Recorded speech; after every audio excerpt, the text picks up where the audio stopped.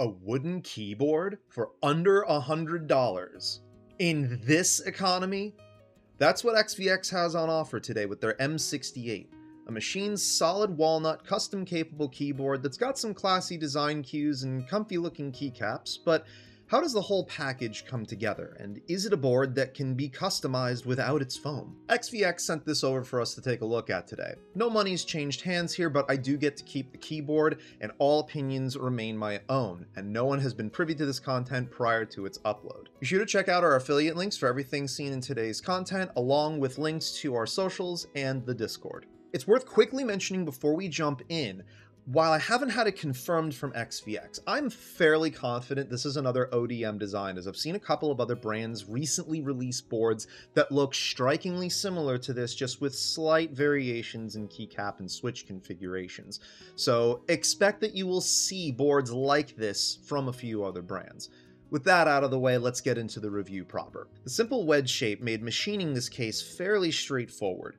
Probably a good thing considering the price point they're targeting here. The wood grain and stain gives this a very classy, calming aesthetic, one that's further emphasized by the aluminum forehead blocker at the top of the board with XVX branding engraved in the right side. I wish this had been a pen rail though, rather than being flat, as that would have been an extra bit of physical functionality you don't often see on mainstream keyboards, but one I'd personally like to see a bit more often. This metal piece is also responsible for acting as the top case of sorts for the board to anchor the rear gasket tabs in place, but accessing the fasteners for this is the first L this board scores. You must first remove the rear foot from the case to access the feet. I wouldn't have an issue with this had the foot been adhesive, but that's the direction they went, and it's a crap decision. The board comes with an Allen key, extra case screws, and 2 extra front feet, implying the intention for the end user to disassemble and service the board and probably customize it. And if you're the kind of tinkerer that I am, constantly having to pull this foot means on a short enough timeline, you're going to end up with a foot that just doesn't want to stick to the case anymore. There is zero need to be hiding your case screws underneath stick-on feet that don't have proper replacements for them. And based on a cursory search that I did online, I wasn't really able to find a similar foot to replace this at the rear of the case. I would really like to see this changed in a future revision of the board. Once this is removed, you can see the plate gasket tabs with their silicone socks. Despite the hidden fastener issue, this really is quite a clever design to keep the wood as a single machined piece while also providing gasket mounting. Where it falls apart a bit further is the board's second L. The front of the board exposes the switches a bit, creating this look of switch ankles. It could be assumed this was done to expose more of the RGB lighting, but I have a different theory. I think this was done because they made the floor of the case too shallow for the PCB and bottom case foam to fit, while also having any semblance of bounce. So to compensate, they cut the entrance angle of the front gasket tab slots to be a bit more shallow and lifted them up a bit. Really, while it's not the end of the world, it is an indication that they need to readdress the overall design of the case to allow the PCB and plate assembly to sit parallel with the typing angle of the case so they both match. There's been a few potentially cost-cutting liberties taken with this particular board, and really apart from the adhesive foot at the back, it's really not that bad to take apart and tune and mod. But here's where we run into a few other issues with this board. To start, the board is packed with foams due to the, once again, massively flex-cut 1.2mm thick PCB and its accompanying FR4 plate.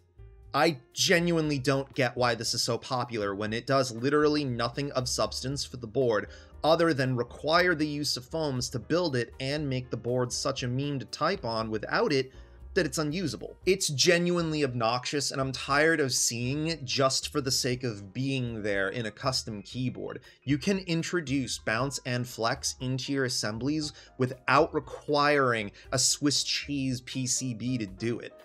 Careful, methodical design choices will get you there. However, not all is lost. Since the plate is FR4, it may still have enough rigidity that the assembly could be saved with a tape mod, at least acoustically. It's not going to make the PCB properly rigid, but the tack of the tape could help the assembly work well enough without foam, and return some body to the sound of the board. The stock switches, a full palm affair that comes pre-lubed, are actually pretty solid here, so I left these in the rebuild. But I did change the spacebar switch. Even though it's now a Divinity Oni linear, a switch I'm really sad hasn't been remade.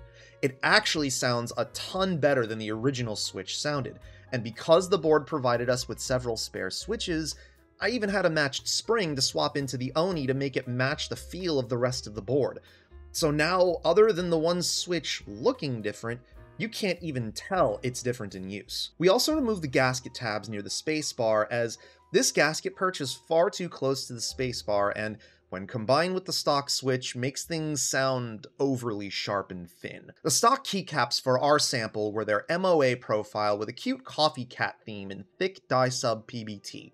It's a uniform profile with spherical tops and very rounded edges, though I have to admit it's not my favorite profile to type on ever. I ended up moving to DCX white on black to mimic the look and feel of the other side print keycaps for this board. Lastly, the stock stabs did need a bit of touch-up work, but they ended up sticking around since even though this board is compatible with PCB mount stabs, I don't want to deal with shims at this time. Now that we've got a fully rebuilt foamless board with the tape mod applied and some different keycaps, let's take a comparative listen to before and after and see what changed.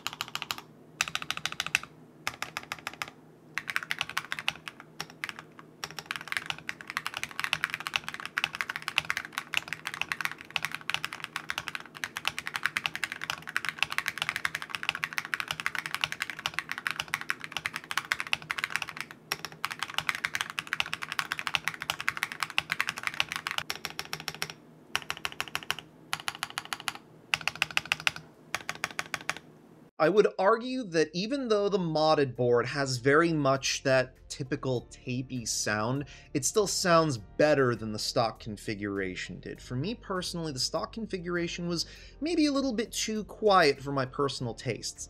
However, the foamless build still does require some foam being added back into it, because it's still a bit overly flexy for what I would personally prefer, and it's honestly a little distracting to type on like that. So I would recommend a minimum of either the case foam or the plate foam thrown back in, based on your personal preferences and how you prefer each foam influence the sound of your build. The M68 is an interesting project that gives us something quite different in the budget space, with an all-wood aesthetic that would be right at home in a cottagecore setup. But it's in need of some refinement in overall case design to get the typing angle to match the angle of the case.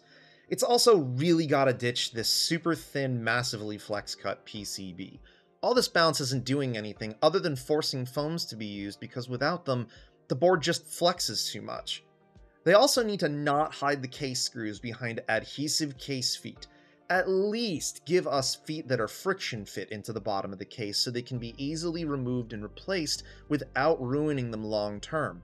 Or even better, just don't hide the case screws. All that said, this comes in at around $90 US.